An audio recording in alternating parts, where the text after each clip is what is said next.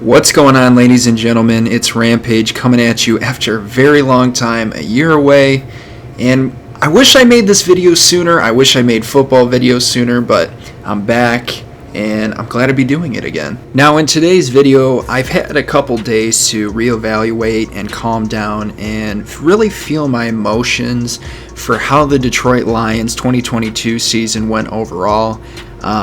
I firmly believe that they got robbed out of the 7th seed in the NFC playoff picture, but we'll get to that later on in this video. But I just want to reiterate my beliefs from last year that Dan Campbell and Brad Holmes are the guys for this team. I firmly believe in the way that they're moving this team in the right direction. And the 2022 season was a culmination of both early failures and major successes. But before we get into this video, boys, if you could do me a favor and leave a like on this video, because it always does help me out. It pushes me out into the algorithm. And also subscribe if you're new. Again, it helps me out, spreads the love.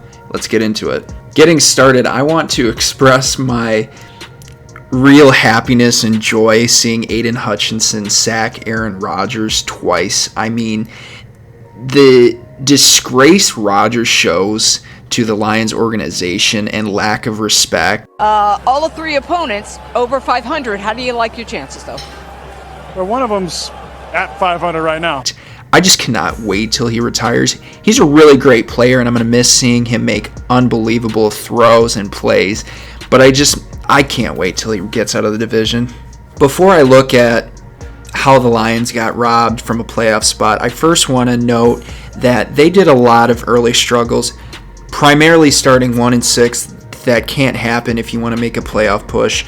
But what happened on Sunday in the Seattle game is probably the most disgraceful officiating I have ever seen in my 22 years of watching professional football or any sports in general. By no means should the Lions have been in this position at all. I mean, remember this narrative. During the 1-6 stretch, not counting the losses by Dallas and the Patriots, the Lions lost by a total of 13 points in one-score games. That's unbelievable. Then there was that silly implosion, I don't know how, in week 16 where all the players were crying and whining about the field conditions playing like cement. I thought the field conditions were below NFL level standard. I don't know what the deal is here, but they need to figure out a way to make the turf not feel like cement. And then they end up getting 500 yards, ran up all over the defense. That game really pissed me off, but I mean, I'm overall happy with how the season ended. What I saw on Sunday afternoon with the Rams and Seahawks was an inexcusable officiating crew, not adequately judging fairly or making the right calls. And you guys are going to say, "Oh, Rampage, you're just a biased Lions fan. You just wanted the Rams to win because you wanted the Lions in the playoffs." Well, true, but let's talk about that perfect game with the LA Rams versus the Seattle Seahawks. The one that's the most obvious, and the one I think most of you will agree with me, is running into the punter. What the hell was that? Per NFL rules, and this is on the league website as well, roughing the kicker. It is a foul for roughing the kicker if a defensive player contacts the plant leg of the kicker while his kicking leg is still in the air. That did not happen. Slides into or contacts the kicker when both of the kicker's feet are on the ground. Did not happen. Item 2, running into the kicker. It is a foul for running into the kicker if a defensive player contacts the kicking foot of the kicker. Did not happen. Number 2, slides underneath the kicker. Did not happen. This guy was pushed. I mean, you literally can see it in the video. He was clearly pushed.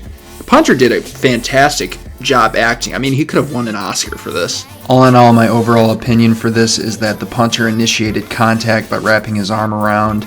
The ref saw this, threw the flag. But what got me is the broadcaster, seeing this in live review, understood that this shouldn't be a flag either. And another two that really got me, number 1, Geno Smith getting absolutely demolished by Jalen Ramsey. I mean, it wasn't Ramsey's fault. He was just trying to make a play on the ball. It wasn't a late hit. Geno ran into him clear as day.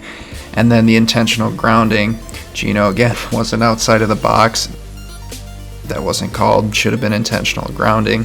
The last one hurts a little bit because I know you can't call back an interception for taunting. It's going to be a 15-yard penalty. But fuck you, Matt Patricia, for trading away Quandre Diggs. Quandre making an absolute beautiful play on the ball.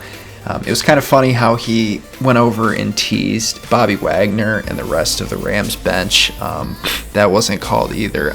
I mean, normally I'm not the one to judge or bitch about refs in any kind of sporting event or game.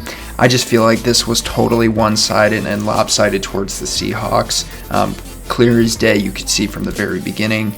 And that's why I believe the Lions were robbed of the 7th seed. But overall, I just want to say thank you guys for the amazing support you showed on the videos last year. I hope to bring the same enthusiasm and authenticity to the upcoming videos that I have planned. A lot of mock drafts, a lot of player talk, free agency talk, and anything else you want to see. Feel free to comment down below. Tell me what you want to see. It helps me out, get the creative juices going.